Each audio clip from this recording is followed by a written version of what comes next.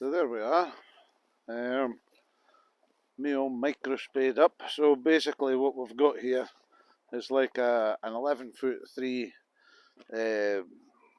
double hander, proper double hander with a proper handle on it.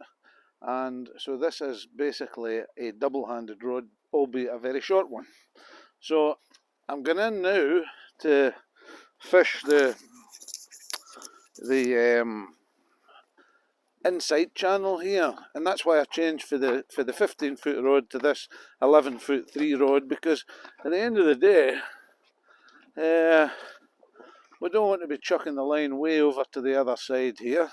So I've got a sink tip on a really quite a light line. It's a 22-gram line on this rod with the sink tip on, and the rod can be used single-handed or it can be used as a proper Spey rod, but I obviously love it as a proper Spey rod.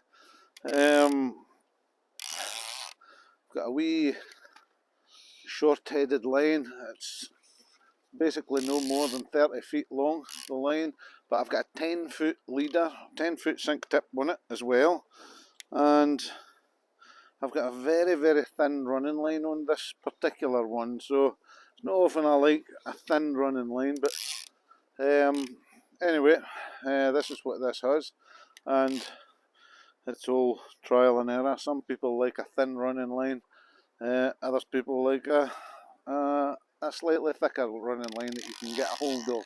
It's horses for courses. I never think there's one better than others. It's whatever you like. It's pretty much the same as salmon fishing all over. It's very personalised and it's how you want to fish. No salmon that I know of have ever read a book on salmon fishing and what is exactly the right cocktail and exactly not. So if you've done some fishing in your lifetime, you begin to get a feel what's right and what's wrong. And I tell you, salmon always throw up a surprise. But basically, I'm now ankle deep, as you can see, ankle deep in the water, and I'm fishing off this near stream. So you've got the stream running down the far side, and I'm fishing the part that's about 30 feet out from me here. I want the fly fishing at a good depth when it comes into that area, and we'll just see what happens here. It's the second day of the season. We're on Lower Black Hall, and I mean, we couldn't have got a better day. I just came over at lunchtime and it's just beautiful. Not a breath of wind. I was shooting yesterday and the wind was howling the whole day, but today not a breath, absolutely zero. So we're really, really lucky, and the fly's fishing so much nicer. We're fishing this short 30-foot line with the 10-foot poly leader on it, so it's only weighing like 3 grams. That poly leader's really, really light, but it's taking the fly down. And if I want to throw the line from here over into that stream whilst just doing a ankle deep wade, well, it's a doddle. It's really, really easy. Really, really easy, even with an 11'3" line, just a rod. It's ideal. The dogs are liking it as well, getting back on the river, having a less strenuous day than yesterday. They were knackered after yesterday's shoot, so they're just having a nice easy day on the river. But this, from a fishing perspective, this Microspey rod, so it's a Cadence Microspey rod. It weighs 150 grams, can you believe it? 150 grams, it is so light. You could fish with it all day and all night. It's really, really good for this sort of scenario. But not only this sort of scenario, because the interesting thing is that so many people overfish. It's all about casting and how far they can cast.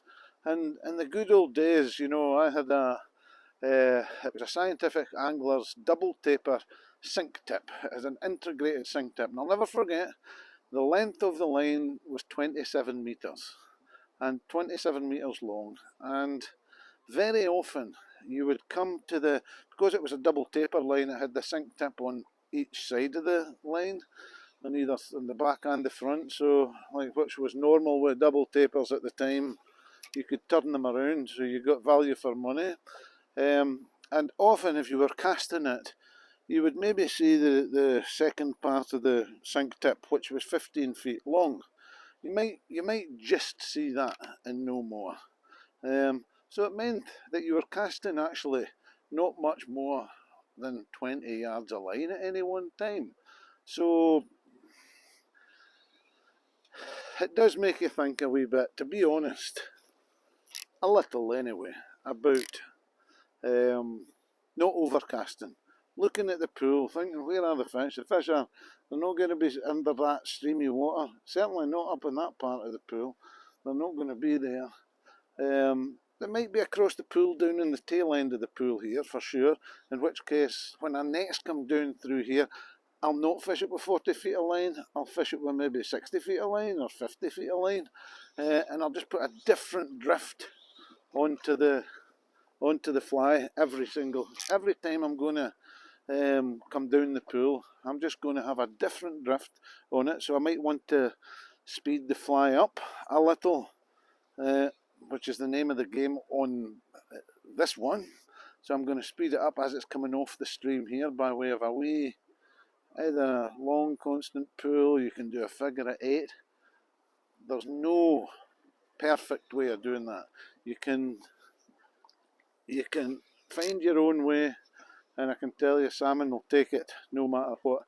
It's all about you finding the salmon, and the key to that is watercraft, knowing which beats to fish at which time of year, and finding that salmon in the pool by knowing where he's likely to be and fish over that fish.